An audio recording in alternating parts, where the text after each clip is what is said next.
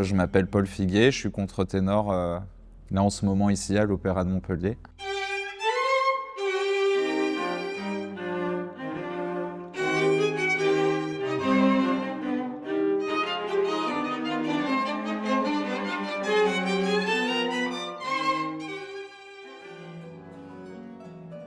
C'est un métier qui, de prime abord, paraît complètement merveilleux, presque un peu... Enfin, moi, enfant, ça m'apparaissait comme étant quelque chose de presque un peu de l'ordre du roman, de la fiction. Enfin, je savais pas trop ce que c'était en fait, tout simplement. J'étais un petit garçon un peu énergique, un peu turbulent. Mes parents ont vu que dans mon collège, il y avait une activité qui s'appelait la maîtrise. Et alors la maîtrise, qu'est-ce que c'est? C'est un chœur d'enfant. J'y allais comme ça, je trouvais ça même un peu barbant au tout début, et puis j'y ai pris goût. Et j'ai découvert que finalement ça marchait bien. Grâce à mes parents, j'ai eu la chance d'avoir un accès à beaucoup de musique. Mes parents sont très mélomanes. Ils étaient assez fans de musique baroque et de musique classique, mais pas forcément que, si tu veux. Ça allait de Schütz jusqu'à Bob Dylan,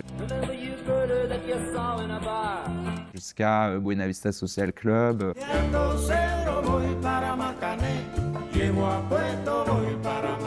Mais donc ils écoutaient beaucoup de musique baroque, beaucoup de Bach, bien sûr, qui est un peu le pape et de la musique dans toute son entièreté, mais aussi de la musique baroque. Tout le monde connaît Bach.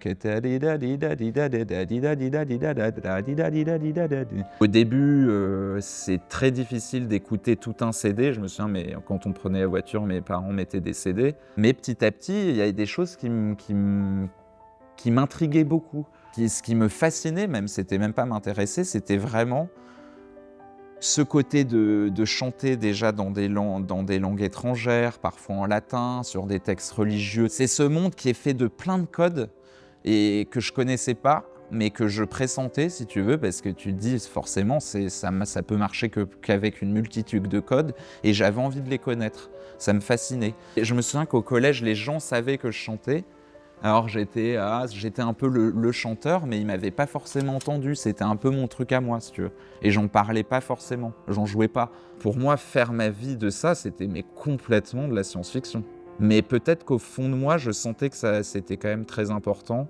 Mais ça me plaisait aussi, que ce soit mon petit jardin secret. Et c'était très bien que j'y mette pas plus d'importance que ça. Après la maîtrise, après le bac, quand je suis, en fait, si tu veux, j'ai intégré ce qu'on appelle le Centre de musique baroque de Versailles. Et alors là, moi, j'étais terrifié à l'idée d'entrer là-bas. La musique, ça a été aussi ça. Ça a été aussi un canal qui m'a fait grandir émotionnellement, parfois un peu malgré moi, parce que quand t'es petit, tu sais pas forcément à quoi ça se raccroche, mais il y avait vraiment un côté magique dans cette première rencontre avec la musique. Encore aujourd'hui, et j'espère que ce sera pour toujours, je suis fasciné par ce métier, ces découvertes. Et la musique, t'évolues avec elle, je la vois plus du tout pareil. C'est comme une relation amoureuse, où des fois, elle m'énerve, elle me saoule, faut qu'on prenne de la distance, et des fois, je me rue vers elle, elle me manque.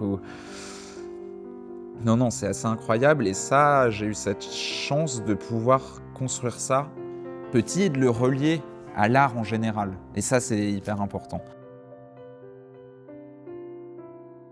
Notre métier, c'est un métier où on a beaucoup de pression, on est tout le temps jugé sur ce qu'on fait, aussi bien physiquement qu'artistiquement. Et tu peux très vite perdre un peu les pédales avec ça. Et j'ai eu beaucoup de doutes vis-à-vis de ça. Le moment où vraiment je me suis dit, bon, là ça devient sérieux, je pense quand je suis rentré au Conservatoire national de Paris, qui est quand même c'est l'une des plus grandes écoles au monde de musique, une des plus prestigieuses, où le concours d'entrée est redoutable. C'est vrai que c'est des métiers où, en tout cas pour se lancer, il faut un moment se dire, allez, j'y vais à fond. Parce qu'aller à moitié, faut pas faire ça, tu peux pas faire ça. C'est des métiers qui t'impliquent trop, qui sont trop intenses. Il y a tout type de gens qui font de la musique classique, mais vraiment des gens qui viennent de la campagne, des gens plus bourgeois. Alors c'est sûr que c'est comme la littérature, la poésie, il faut faire un petit effort au début. C'est comme un beau bâtiment que tu construis, et au début les fondations c'est un peu long, c'est pas très beau, les fondations tu vois pas ce que ça peut devenir, tu sais pas trop où aller, et petit à petit les murs se construisent et tu dis ah oui c'est ouf. Et je vous jure que vous serez pas déçus parce que l'opéra, c'est un monde où il y a des décors, des costumes, des instruments merveilleux, des chanteurs incroyables, il y a du théâtre. Ça, voilà, moi, ça a été c'est une histoire d'amour qui est qu'au début. Mais encore aujourd'hui, je suis fasciné et des fois en répétition, je m'arrête et je me dis: «Mais quelle chance j'ai, que c'est trop dommage que les gens aient cette idée-là et qu'on nous vante pas assez cette belle musique». Tu te rends compte, la France, l'opéra français, mais c'est une fierté, mais de ouf, tu vois? Pourquoi on n'en parle pas?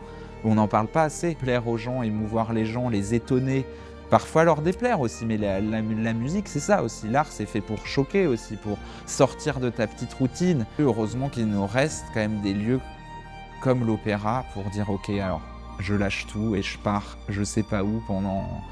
Je peux parfois, ça peut moins me plaire, mais tant pis, je vais être dans un monde somptueux ou pas, ou me montrer quelque chose de terrible de la vie.